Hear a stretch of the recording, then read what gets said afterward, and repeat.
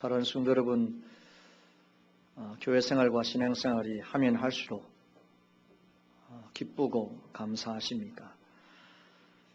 아니면 내 신앙이 깊어져 가고 주님과의 관계가 더 돈독해져 가고 또 교회 생활을 더 열심히 하면 고민이 되고 힘들고 고통스럽습니까? 제가 이렇게 질문하면 여러분들은 예의상 목사님 교회 생활이 신앙생활이 즐겁습니다. 감사합니다. 라고 답을 할 것이고 또 그렇게 할 수도 있습니다. 또 그렇게 답하는 것이 결코 틀린 것은 아닙니다. 그러나 우리가 알아야 될 것이 있습니다. 오늘 저와 여러분들은 할 수 있거든 무슨 말이냐. 믿는 자에게 능치 못함이 없다. 라는 말씀을 전고로 삼고 우리가 예수 믿고 교회 생활을 열심히 하면 하나도 빠짐없이 우리가 풍요로운 삶을 살 것이고 예수 믿으면 하나님께서 반드시 복을 주실 것이고 내 사업이 잘 될 것이고 내 자녀가 잘 될 것이고 반드시 하나님께서 우리에게 말할 수 없는 세울 수 없는 복을 주실 것이다 라고 생각을 합니다. 그 생각이 틀린 것은 아닙니다. 그러나 우리가 진정으로 교회 생활하고 주의 말씀을 쫓아 삶을 살아가려고 할 때에 우리에게 반드시 그와 같은 복이 주어질 것이라고만 말한다면 그 답은 틀린 겁니다. 오늘 이스라엘 백성들에게 있어서 나타난 사건을 통하여서 주님이 이 시대의 교회들과 이 시대의 교인들에게 들려주시는 분명한 당시의 음성이 있습니다. 법궤라는 것이 있습니다. 법궤라는 것은 하나님께서 이스라엘 백성들이 주신 십계명이 있습니다. 돌판에 새긴 십계명이 있는데 두 돌판을 이제 교회에다가 우리 식으로 하면 상자에다가 나무로 짠 상자에다가 이제 거기에 넣어두고 보관하죠. 그리고 이제 교회에 넣고 건틀을 금칠로 합니다. 그래서 법궤를 다른 말로 하면 황금궤라 그렇게 말합니다. 그래서 그 법궤를 지성소 안에 모셔놓고 지극히 이스라엘 백성들은 잘 살핍니다. 왜 이스라엘 백성들은 법궤를 잘 보관하고 살피느냐? 이 법궤는 하나님이 자기들과 함께 한다는 증거인 동시에 법궤는 이스라엘 백성들을 지켜주시는 것으로 믿었습니다. 다른 말로 하면 이스라엘 백성들은 이 법궤를 생명처럼 생각했습니다. 전쟁에 나아갈 때도 다른 곳으로 이동해 옮겨갈 때도 항상 그 법궤를 중앙에 두고 이스라엘 백성들은 행진을 했던 거 우리 잘 압니다. 이스라엘 백성들에게 있어서는 법궤는 없이는 어떻게 살아갈 수 있고 살아갈 수 없고 법궤가 없다는 것은 이스라엘 백성들의 정체성과는 여러분 말할 수 없는 겁니다. 이스라엘 백성들이 하나님 앞에서 범죄함으로 인하여서 이제 이 법궤가 적군인 블레셋 나라에 빼앗기게 되었습니다. 여러분 블레셋 사람들이 볼 때는 이스라엘 백성들은 별로 전쟁에 능한 자들이 아닌데 전쟁을 할 때마다 이기게 되어지는데 그들이 생각할 때는 무슨 비결이 있을까? 무슨 이유로 어떤 이유로 이스라엘 백성들이 저렇게 전쟁에서 항상 이기고 우리가 패하는가? 자기들이 생각할 때는 아마 저 법궤 때문이라고 생각을 했을 것입니다. 법궤가 저들과 함께하기 때문에 법궤만 없으면 이스라엘은 망할 것이고 우리는 전쟁 이길 것이다 라고 생각을 하고 이제 법궤를 빼앗아 옵니다. 여러분 블레셋 나라가 군대들이 법궤를 빼앗아 오는 것은 그들의 역사에 길이 남을 쾌거이지 않겠습니까? 그런데 아주 이상한 일이 벌어지는데 그 법궤를 가지고 와서 머물게 하는 7개월 동안 블레셋 진영에는 너무너무 고통스러운 일들이 옮겨집니다. 그래서 그 법궤를 세 차례에 걸쳐서 도시를 바꿔가면서 옮깁니다. 그런데 오늘 말씀에도 있는 것처럼 7개월 동안 독종이라는 재앙에 블레셋 백성들이 시달립니다. 죽음을 당합니다. 어떤 사람은 법궤에 손을 얹는데 그 적살을 합니다. 계속해서 이어지는 큰 재앙으로 인하여서 질병으로 인하여서 고생이 심해지게 되어지자 블레셋은 이 속수무책인 법궤에 대해서 고민을 하기 시작하고 어떻게 할 것인가 라고 고민하다가 의논하다가 오늘 말씀에 있는 것처럼 이 법궤를 다시 이스라엘로 돌려보내자라고 하고 어떻게 돌려보낼 것인가 방법부터 정하는 가운데서 다시 이스라엘 진영으로 돌아가게 되어지는 과정을 우리가 오늘 말씀을 통해 읽었습니다. 여러분 블레셋 사람들은 수레에다가 법궤를 싣고서는 저진하는 암소 2마리를 데려다가 그 수레를 끌고 이스라엘 진영 벳으로 향하게 합니다.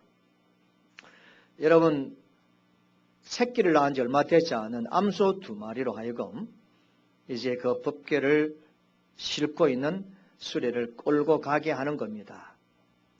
우리가 생각할 때는 이것은 성경에 나타나는 스토리 중에 하나지 않겠느냐, 그렇게 가볍게 생각할 수 있습니다만은, 오늘 우리가 읽었던 이 본문 말씀은 저와 여러분들, 우리 교회와 특별히 우리 한국 교회와 성도들에게는 절대적으로 필요한 말씀입니다.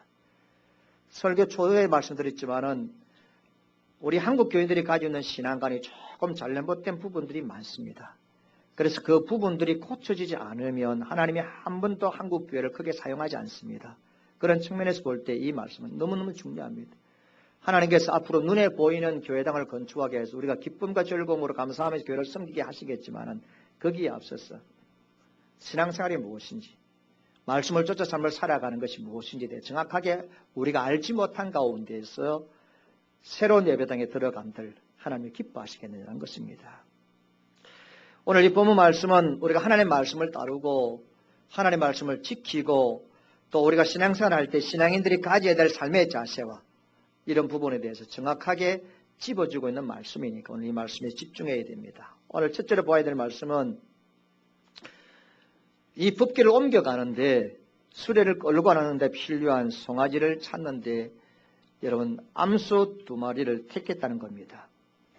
새 수레를 만들고 멍에에 메어보시 아니한 젖나는 소 2를 끌어가. 젖이 나니까 암소 아니겠어요? 이 젖을 흘리는 새끼를 낳은 지 얼마 되지 않는 2 암소에게 수레를 끌고 가게 하는 이런 사명을 부여합니다. 생각을 해보세요. 여러분 수레를 끌고 갑니다. 법궤를 운반해 갑니다. 법궤가 떨어지면 안 됩니다. 좌우로 치우치면 안 됩니다. 놀라면 안 됩니다. 그런 측면에서 볼 때 이 수레를 끌고 가는 송아지는 소는 여러분 암소라기보다는 힘이 센 수송아지가 합당합니다. 그래야만이 피곤하지 아니하고 힘있게 끝까지 여러분 수레를 끌고 갈 것 아니겠습니까? 또 다른 한편으로는 법궤라는 것은 하나님의 거룩과 하나님의 임재를 상징합니다. 그런 측면에서 볼 때는 깨끗하고 순결하고 흠이 없는 송아지를 선택해서 이 수레를 끌고 가는 이 일을 맡게 되는데 오늘 성경에서는 여러분 새끼를 낳은 지 얼마 되지 않은 암소로 하여금 이 수레를 끌고 가게 하고 법궤를 운반하게 한다는 겁니다. 이게 무슨 뜻입니까? 사랑하는 성도 여러분, 오늘 분명한 것은 이 법궤는 하나님 말씀을 상징합니다. 믿습니까 여러분? 하나님 말씀입니다. 아멘. 하나님 임재를 상징합니다. 오늘 말로 하면 성경을 말합니다. 그리고 이 법궤를 실어가는 이 암소 2마리는 말씀을 갖고 말씀을 따라 삶을 살아가려고 하는 저와 여러분들, 교인들과 성도들을 말하고 있습니다. 그런 측면에서 볼 때 굳이 젖어나는 암소를 택할 이유가 어디에 있겠는가? 라고 할 때 답은 이겁니다. 그것은 바로 고통과 아픔입니다. 고통과 아픔입니다.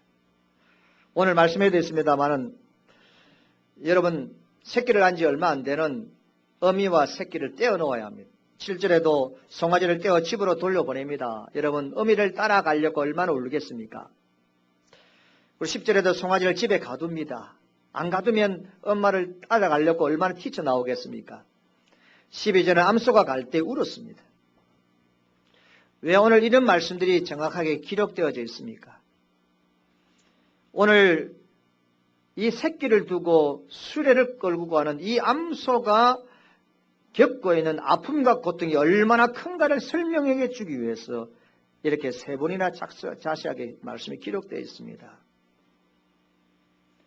오늘 이 예배 참여하신 여러분들, 오늘 결정하지 않고 이 예배 참여한 여러분들은 정말 복이 있는 자입니다. 왜냐하면 앞으로 우리 신앙생활에 우리 동부교회에서 신앙생활하면 섬겨 감회에서 가장 중요한 말씀이기 때문에 그렇습니다. 어떤 교훈을 주십니까? 하나님의 법궤, 하나님의 말씀을 우리가 지키며 말씀을 쫓아 삶을 살아가려고 하고 말씀이 원하는 바대로 삶을 살아가려고 하고 주님 말씀 중심의 교회 생활과 신앙생활을 해가려고 할 때에 반드시 나에게는 아픔과 고통과 슬픔이 동반된다는 것을 말씀합니다. 그래서 제가 여러분들에게 처음에 설교 시절 신앙생활이 기쁘고 즐겁습니까? 아니면 신앙에 더 성숙해져가고 주님과 가까워지고 말씀을 지키면 지킬수록 신앙생활이 힘들고 고통스럽습니까? 라고 제가 질문한 이유가 바로 여기에 있습니다. 무슨 말입니까, 여러분? 우리가 말씀을 지키고 말씀대로 삶을 산다는 것 자체가 힘듭니다. 어떤 때는 힘드는 그 이상으로 괴롭습니다. 왜냐하면 말씀대로 삶을 살려고 하니까 그 말씀이 나에게 요구하는 것들 가만히 보니까 희생이 많아요. 성경의 말씀이 나에게 많은 희생을 요구해요. 그래서 희생을 요구하는 주의 말씀 앞에 내가 서보니까 너무 힘들습니다. 고통스럽습니다. 왜? 말씀이 원하는 방향으로 희생하며 삶을 살아가려고 하는데 나는 그렇게 잘 되지 않으니까. 또 그렇게 희생하며 삶을 살아가는 게 쉽지 않으니까 이것이 고통스럽고 힘든 겁니다. 고민입니다.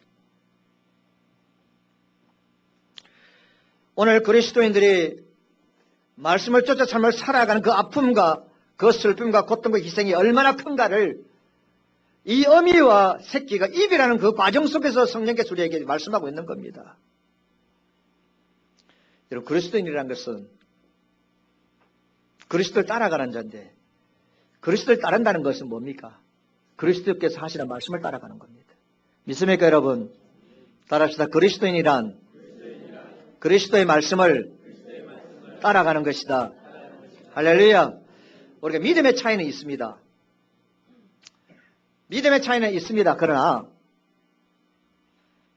우리가 그리스도인이라면 믿음의 차이는 있습니다만은 하나님의 말씀을 배제하고 하나님의 말씀과 상관없이 살 수는 없습니다. 만약에 저와 여러분들이 하나님의 말씀과 상관없이 말씀을 배제하고 삶을 살아간다면 그 사람은 그리스도인이 아닙니다. 믿음의 정도는 신앙의 수준은 좀 차이 날 수가 있습니다. 신앙의 연륜도 차이 날 수가 있습니다. 믿음의 깊이도 차이 날 수 있습니다. 그러나 그리스도인이라면 말씀과 상관없는 말씀을 배제하고는 살 수 없습니다. 그러므로 그리스도인이라는 것은 그리스도의 말씀을 쫓아 살아가는 사람이 그리스도인입니다. 자, 그렇다면 말씀을 배제하고 말씀을 떠나 삶을 살 수 없다는 것은 우리에게 무엇이 자연스럽게 동반되는 걸 말합니까? 말씀을 쫓아 삶을 살아가려고 할 때 찾아오는 고통과 아픔을 말씀하고 있습니다. 기독교는 축복의 종교 맞습니다. 기독교는 복의 종교가 맞습니다. 이 부분에 대해서는 저는 확신합니다. 기독교는 분명히 복의 종교입니다. 축복의 종교입니다. 그러나 또 한 가지 알아야 될 것은 기독교는 축복의 종교인 동시에 기독교는 어떤 때는 저와 여러분들에게 마지막에 죽음까지도 요구하는 종교입니다. 할렐루야. 기독교는 축복의 종교는 맞습니다. 그러나 기독교는 어느 순간에는 저와 여러분들에게 희생과 죽음까지도 요구하는 종교가 바로 기독교입니다. 그런데 지금까지 희생과 죽음을 강조하는 말씀과 종교에 관해서는 가르치지 않고 우리에게 복을 주시는 종교에게만 가르치다 보니까 얼마나 많은 현대 교회와 교인들이 넓은 길 갑니까? 편하게 살려고 합니까? 힘들게 고생하면서 눈물 흘리면서 말씀을 지키려 고민하면서 살려고 하지 않습니다. 말씀을 지키고 삶을 사는 것이 힘들고 고민스럽고 아프고 고통스러운 일인데 그런 고통 속에 내 자신이 들어가기를 원하지 않습니다. 그래서 마음대로 자연스럽게 그냥 세상에서 종교의 삶을 살기를 원합니다. 이것이 현실입니다. 전에 제가 한번 소개한 것 같는데 대기업의 그 임원이 남편이 있는데 이 부인은 열심히 교회 다니는 권사님이에요. 근데 남편을 구원시켜야 되겠는데 잘 안 돼. 그래서 교회에서 전도주의를 할 때마다 한 번씩 오릅니다. 그런데 이 남편이 교회에 못 가는 이유 중에 하나가 뭐냐면 이제 대기업의 임원이니까 이 접대를 해야 되겠는 주일마다 골프를 치는 겁니다. 어떤 사람은 골프하고 마누라하고 안 바꾼대요.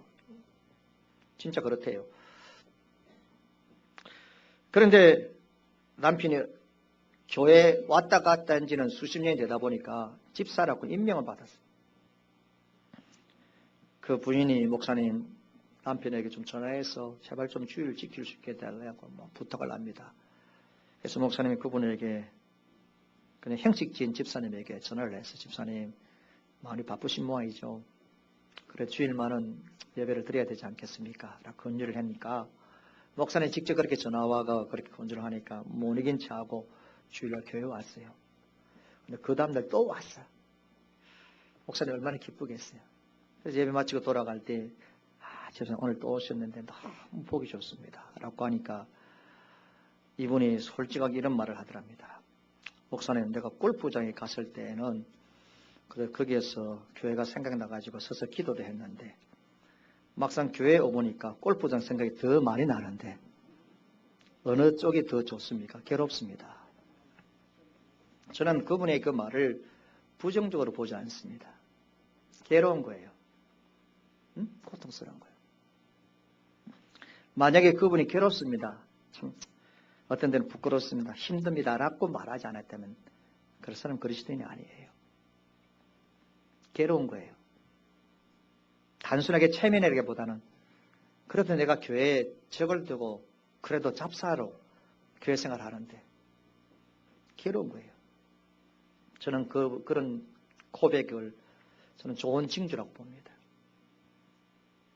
우리가 신앙생활에 있어서 이런 갈등과 선택의 괴로움은 우리 모두가 다 겪었던 것 아니겠습니까? 처음에 친구 따라 교회 왔는데 아주 교회 와서 이제 뭐 한두 달 교회 생활하고 그 다음에 이제 새가족 공부도 이렇게 쭉 하다 보니까 이제 내가 밥 먹을 때도 기도를 해야 되겠다 싶어 직장에 갔는데 기도가 잘 됩니까? 안 됩니까? 안 됩니다. 그래가지고 처음에는 마음으로 하나님 감사합니다. 눈을 뜨고 기도했단 말이에요. 그 다음에는 1초만 눈을 딱 감고 기도를 했단 말이죠. 그 다음에 10초 정도 기도를 합니다. 남들이 볼까 싶어서. 이 교회 다니는 예수제인가? 그런 말을 들을까 싶어서. 그런 고민이 있습니다. 그런 아픔이 있습니다. 그런 정말로 신앙의 초짜일 때 가질 수 있는 아픔과 고민 아니겠어요?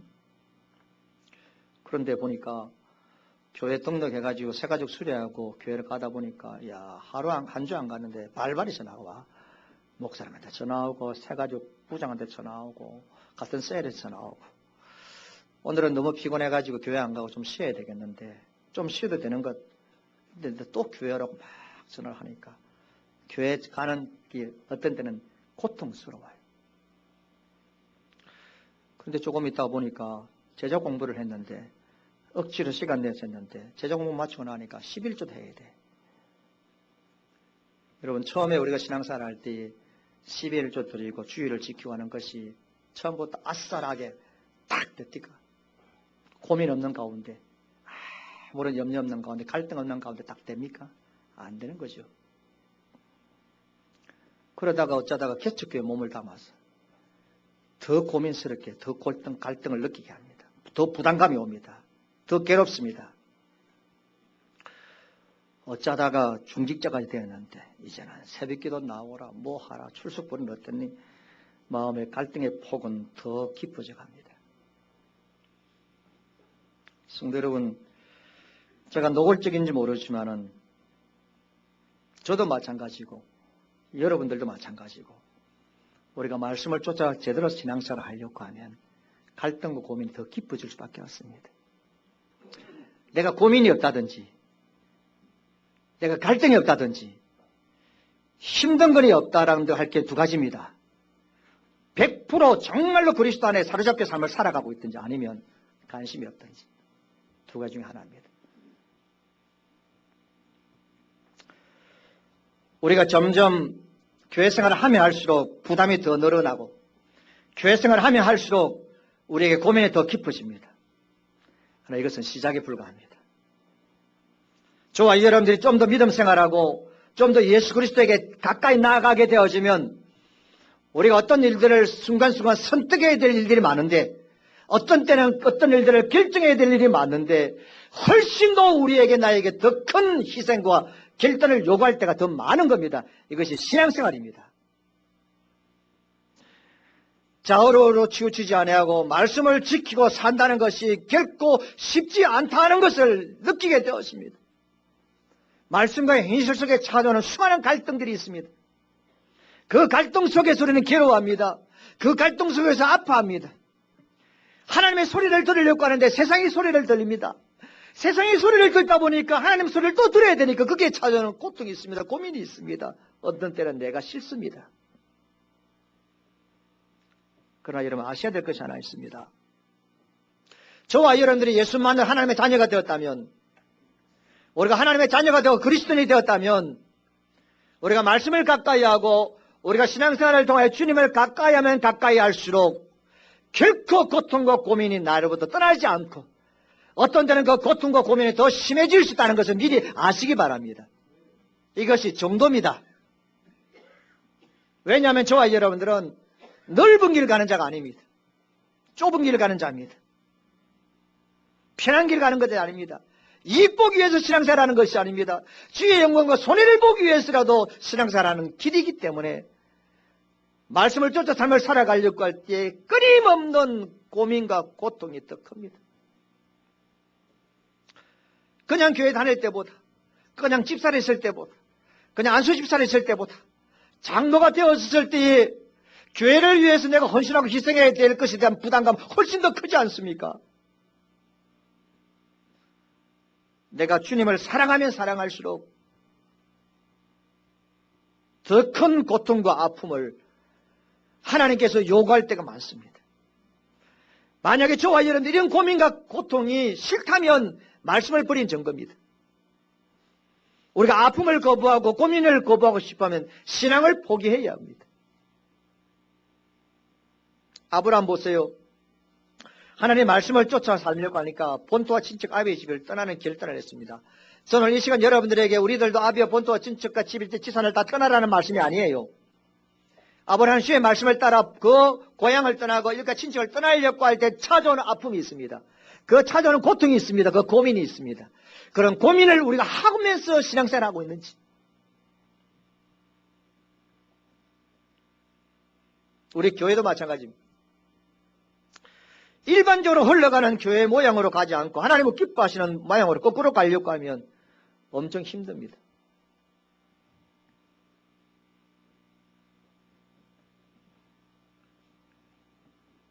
오늘은 교육기관에서 교사주의를 지키는지는 모르는데, 쉽게 이야기하면 스승의 날은 지났지만은 교회들이 스승의 주일로 지키는 교회들도 있습니다. 교회에서 하나님의 말씀을 가르치는 이 직분은 너무 귀합니다. 천사도 헌무하는 직분이 말씀을 가르치는 직분입니다.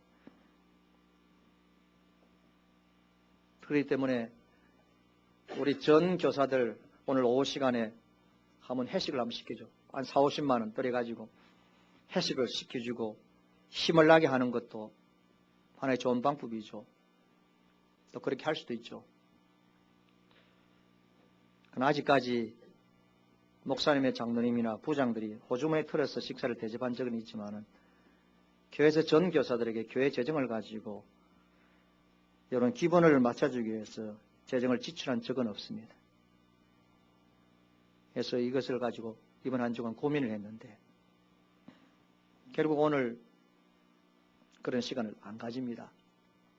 4, 50만 원이라는 재정이 별건 아니지만은 40만 원에 대해서 문해 생활비, 2달 생활비입니다. 제가 이야기하려고 하는 것은 뭐냐면, 그래도 우리가 교회다운 모습으로 교회가 갖추어 가려고 하면 저도 욕먹어야 되는 거죠. 우리도 기분 상할 때도 있고요. 우리가 어떤 때는 고민될 때도 있는 겁니다. 여러분, 교회 생활하면서 아무 갈등 없이, 아무런 고민 없이, 아무런 고통 없이, 내가 그 말씀을 따라 희생하며 삶을 살지 못하는 것에 대해서 눈물 흘림 없이 그냥 기쁨과 감사함으로 삶을 살아갈 수 있다고 생각합니까? 그건 아니에요. 고민하지 않고 갈등하지 않고 몸부림치지 않고 교회 생활을 한다는 것은 거짓말입니다. 오늘 이 법궤라는 말씀을 운반해 가는 소는 운반해 가면서 울었습니다. 주의 말씀을 지키고 그 말씀을 따라 삶을 살아가는 것이 고통스러운 겁니다. 힘든 겁니다. 그러나 그렇게 해야 됩니다. 이것이 저와 여러분들이 살 길인 줄 믿습니다. 그렇다면 눈물을 흘리면서 끝까지 베세메스까지 그 법궤를 운반하게 되어진 두 암소의 운명은 어떻게 됐습니까? 그들은 최후의 상급을 받은 것이 아니라 번제물로 드려졌습니다. 번제물로 드려졌습니다. 희생 죽음을 당합니다. 몸은 조각조각 떠지고 불에 태워지고 흔적 없이 사라지는 그런 제물로 하나님께 바쳐졌습니다. 제사를 드리는데 바쳐졌습니다. 누가?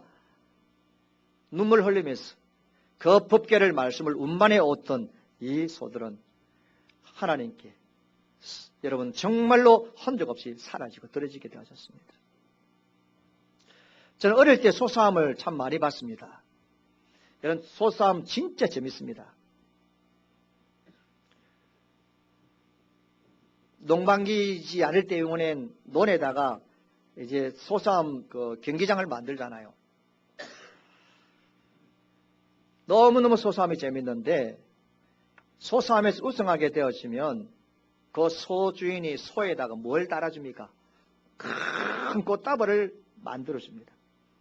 그래서 그 꽃다발을 이제 목에 쥐고 멀리 있는 사람들은 그 소를 트럭에다 태우죠.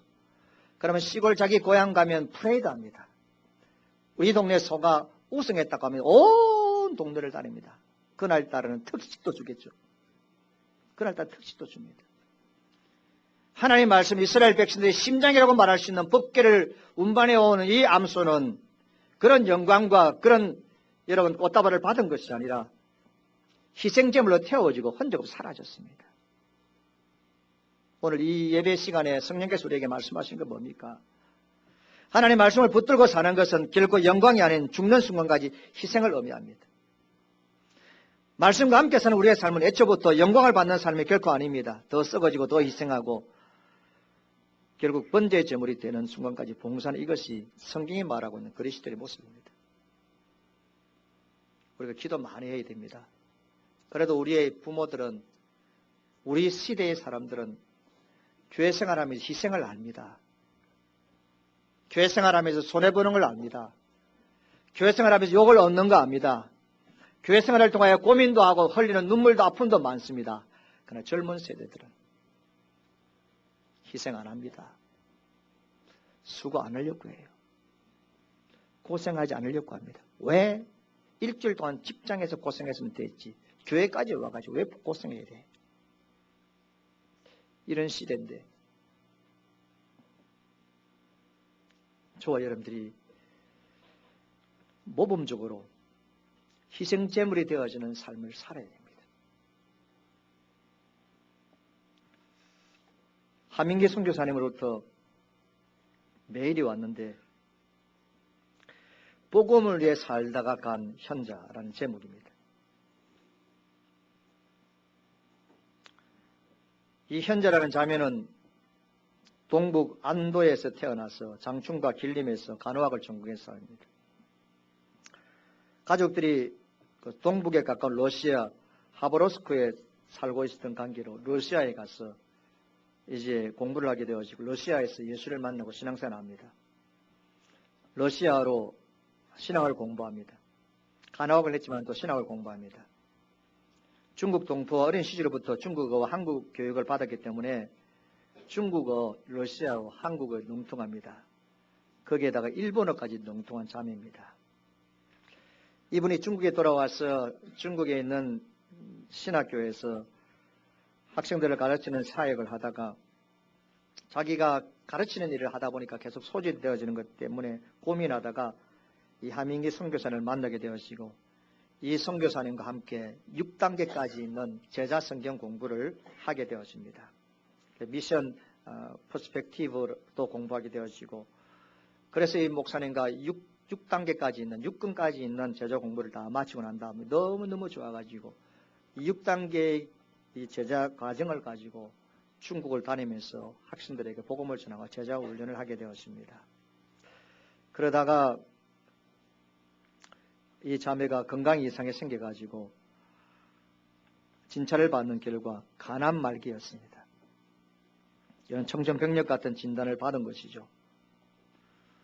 그런데 이 자매가 이 간암 말기 곧 며칠 있지 아니하면 세상을 떠날 수 있다는 의사의 진단을 받음에도 불구하고 자기가 수조라는 그 지역에 이 6단계 성경 공부를 가르치다가 5근과 6근, 5단계, 6단계 성경 공부를 가르치지 못하는 자기의 제자들이 있었습니다.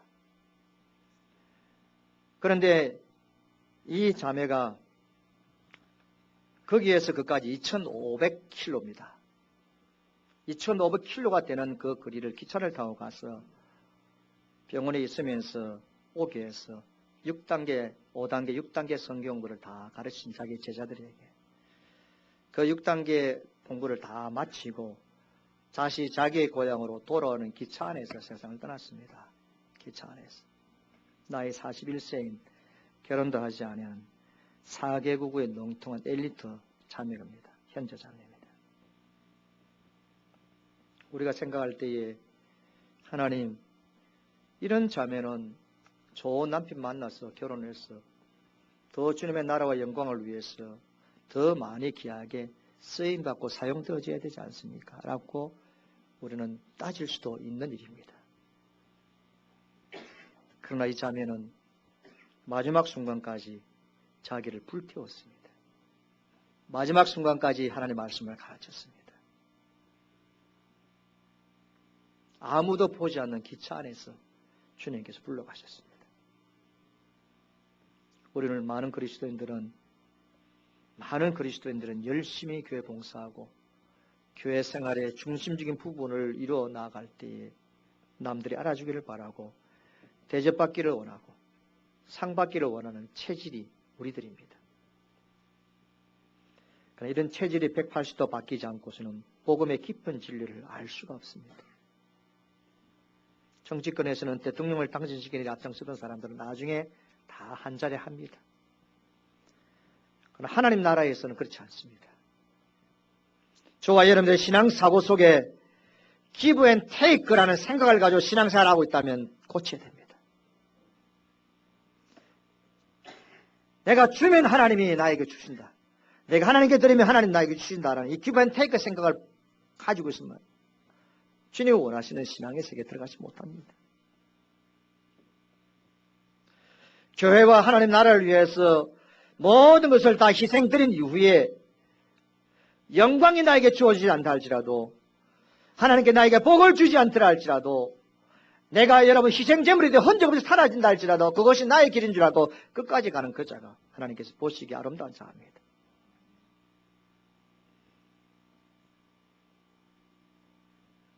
성도 여러분, 사랑하는 성도 여러분, 오늘 우리 동북에 속한 성도 여러분, 예수 믿고 하나님의 자녀가 되어진 성도 여러분, 우리 모두가 함께 천국 가야 될 성도 여러분, 한번 따라합시다. 신앙생활은 아픔이며 희생이다. 할렐루야! 신앙생활은 아픔이에요. 내가 말씀대로 살지 못해서 찾아온 아픔입니다. 주님이 원하시는 뜻을 이루어가는 데 있어서 너무 힘들어서 찾아온 아픔입니다. 말씀을 쫓아 말씀대로 살아가려고 하니까 희생이 요구됩니다. 시간을 들여야 되고 눈물을 들여야 되고 내가 뼈 빠지게 버렸던 하나님께 예물도 돈도 드려야 됩니다. 그래서 신앙생활은 희생입니다. 그건 알아야 될 것은 신앙생활은 아픔이고 신앙생활은 분명히 희생입니다. 그렇다 할지라도 하나님이 나에게 축복을 주셔야만 된다고 생각하면 안 됩니다. 하나님은 주시면 받는 겁니다. 할렐루야. 하나님은 안 주시면 감사할 줄 알아야 될 점이 있습니다. 이것이 성경적입니다. 내가 주의 말씀을 붙들고 말씀을 따라 삶을 살아갈 때 힘들고 어렵고 고통스럽지만 끝까지 가는 것이 신앙입니다.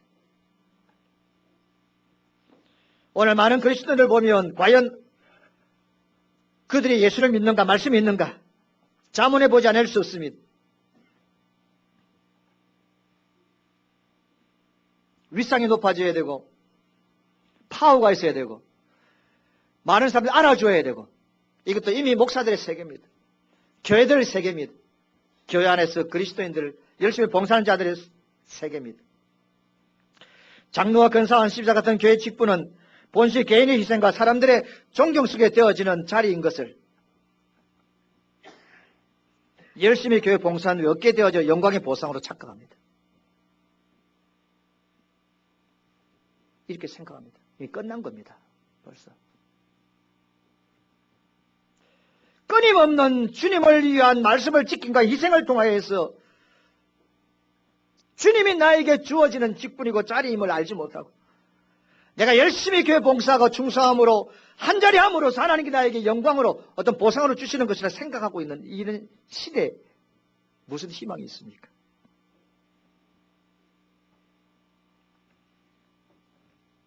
오늘 우리 동부교회 오신 성도 여러분, 이곳에서 신앙생활을 한 번 더 잘해보려고 다짐해 오신 여러분들 잘 오셨습니다. 그럼 어떻게 하는 거 신앙생활을 훌륭히 잘하는 거 아신 줄 아십니까? 말씀을 지키려고 할 때 찾아오는 아픔을 참는 겁니다. 그리고 나를 죽이는 겁니다. 항상 일이 잘 되는 거 아닙니다. 만사 형통만 생각하지 마십시오. 기도 후에 내 편에서 100% 응답을 기대하지 마십시오. 어떤 때는 이해가 되지 않는 일이 나에게 발생할 수도 있습니다. 그런데도 놀라지 마시고 불평하지 마시고 고통스러워하면서 아파하면서도 한 번 더 주님께 기도하시고 한 번 더 감사하시기 바랍니다. 이것이 신앙생활입니다. 평생을 말씀을 갖고 좌우로 우로 치우치지 않기 위해서 애를 쓰다가 종국에는 영광이 아닌 오히려 번제물이 되기 위해서 아름다운 준비를 하는 우리가 될 때만이 우리는 제대로 신앙생활을 할 수 있습니다. 성경으로 돌아가야 합니다. 성경의 가르침에 귀를 기울여야 합니다. 누구든지 나를 따라오려거든 자기의 십자가를 지고 나를 쫓아라. 말씀으로 인해 받는 고통, 말씀대로 살려고 할 때 찾아오는 아픔, 이런 것도 오히려 기뻐하고 말씀을 따르고 지킨 후에도 대접받고 영광받지 않더라도 낙심하지 않고 오히려 나를 더 주기 희생해서 주의 이름을 끝까지 드러내는 것이 교회 생활이고 신앙생활입니다. 그래서 처음에 설교한 것처럼 신앙생활은 하면 할수록 힘듭니다. 목사가 하면 할수록 쉬운 것 같습니까? 마지막 한 가지는 하나님 나라의 관점에서 볼 때, 영원한 관점에서 볼 때 법궤를 맨 소는 고난의 소가 아닙니다. 불행의 소도 아닙니다.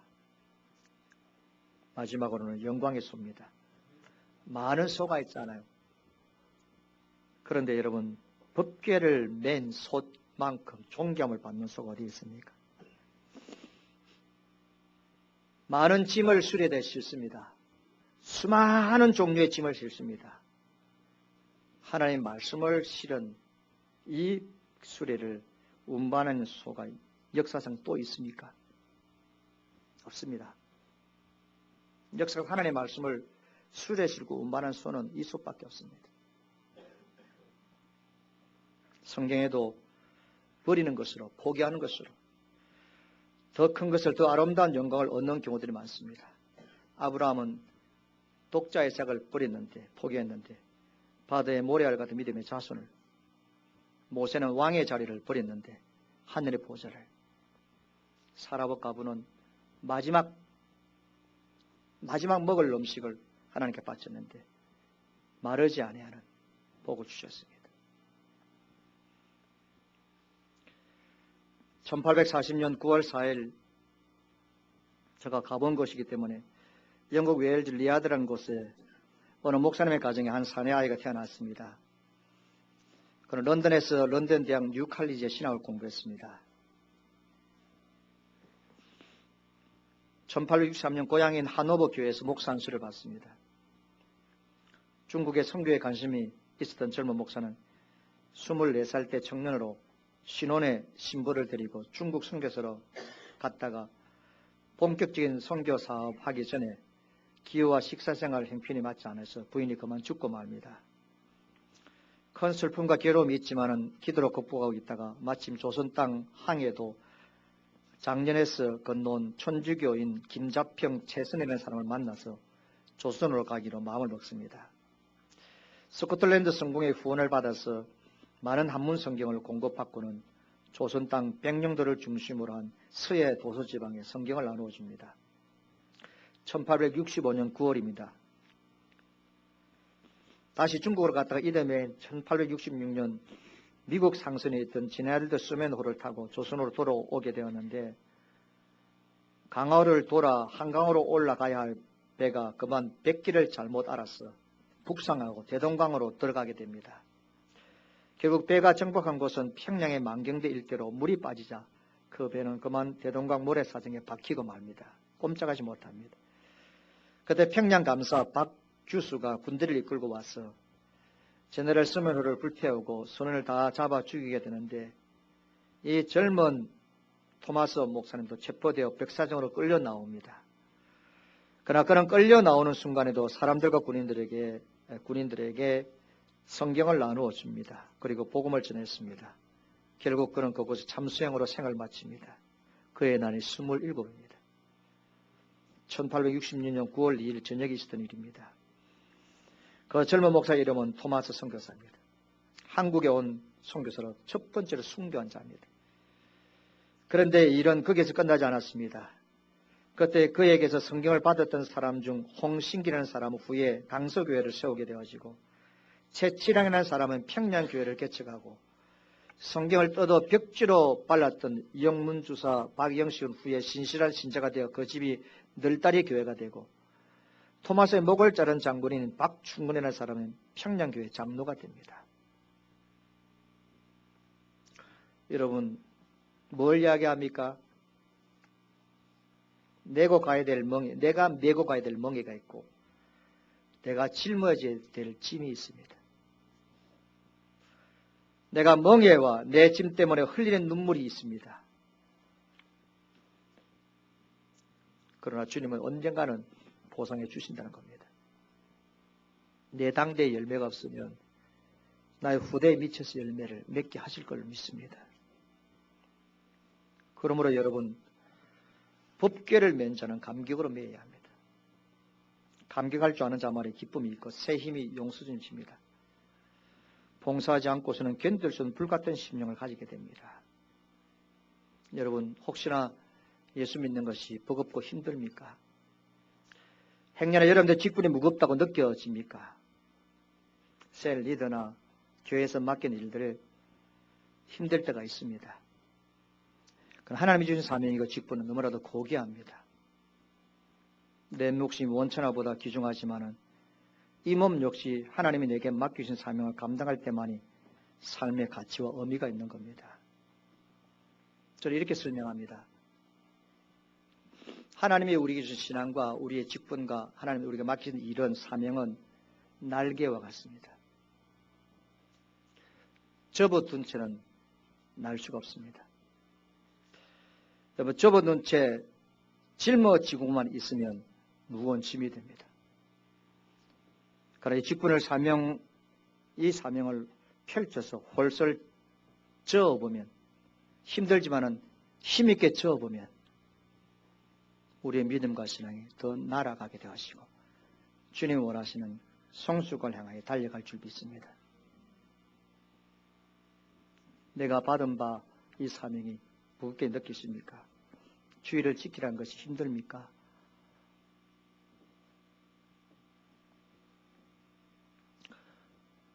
이번 주간에 제가 이 설교를 준비하면서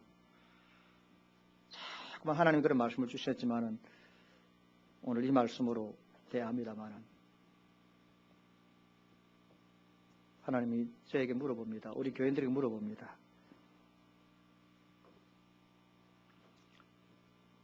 헌금하는 것이 즐겁습니까? 헌금하는 것이 즐겁느냐?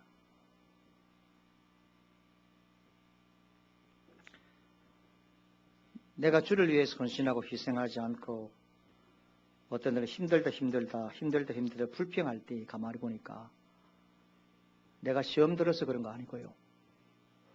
내가 육체적으로 정신적으로 힘들어서 그런 게 아니고요.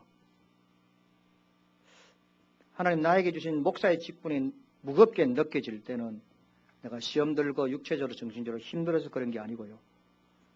하나님 나에게 요구하시는 요구들이 무겁게 느껴지고 부담이 되어지는 때는요. 그럴 때가 아니에요. 무겁게 느껴지는 이유는 딱 한 가지입니다. 딱 한 가지였습니다.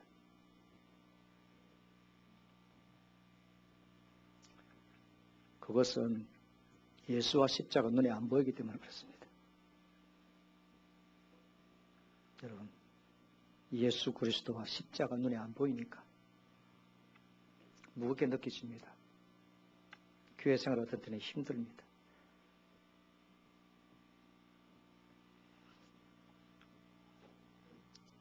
오늘 말씀해 보니까 이 두 암소가 눈물 흘리면서 수레를 끌고 갑니다. 그리고 흔적도 없이 제물로 바쳐지고 사라집니다. 결국 두 암소가 오늘 말씀의 주인공입니다. 말씀을 했습니다. 때로는 땀을 흘려야 하고 다리가 아플 때도 있습니다. 그런데 하나님의 법계, 하나님의 말씀, 하나님이 요구하시는 짐은 용달을 불러가지고 짐꾼을 불러가지고 매게 가고 하는 것이 아닙니다. 하나님 나에게 주어진 짐은 내가 메어야 합니다. 목사에게, 장로에게, 집사에게, 여러분들에게 매게 하신 짐은 내가 지어야 됩니다. 다른 사람이 지고 갈 수 없습니다. 우리 젊은이들 뭘 그렇게 망설입니까? 여러분들이 예수 없이 교회 떠나서 마음대로 살아갈 수 있다고 자신합니까? 저와 여러분들은 이 짐을 벗어버릴 수 없습니다. 평생 못 벗습니다.